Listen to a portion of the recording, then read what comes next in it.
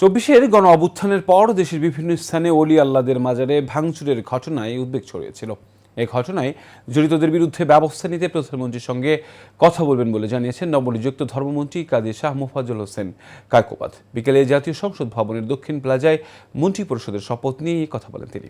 শাহিন আলমের ক্যামেরায় মন্ডল নামের রিপোর্টে থাকছে বিস্তারিত। বিএনপি সরকারের মন্ত্রী পরিষদে ধর্ম মন্ত্রণালয়ে মন্ত্রী করা হয়েছে কাজী শাহ মোফাজ্জল হোসেন কায়কোবাদকে।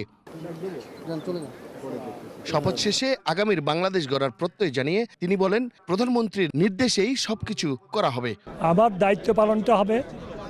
আল্লাহর রহমতে মাননীয় প্রধানমন্ত্রী আমাকে নিযুক্ত দিয়েছেন।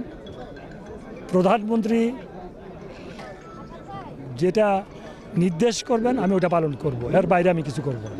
রাষ্ট্রকে বেকার মুক্ত করতে বিএনপির প্রতিশ্রুতি বাস্তবায়ন করা হবে বলেও জানান ধর্মমন্ত্রী কাজী শাহ মোফাজ্জল হোসেন কায়কোবাদ।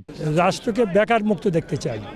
এ সময় ২৪-এর গণ অভ্যুত্থানের পর দেশের বিভিন্ন স্থানে অলি আল্লাদের মাজার ভাঙচুরের ঘটনায় জড়িতদের বিরুদ্ধে ব্যবস্থা নিতে প্রধানমন্ত্রীর সঙ্গে কথা বলবেন বলেও জানান ধর্মমন্ত্রী। এটা আমাদের মাননীয় প্রধানমন্ত্রীর সাথে পরামর্শ করে উনি যা নির্দেশ দিবেন তাই করব। Mondal Enam, Asian television, Dhaka.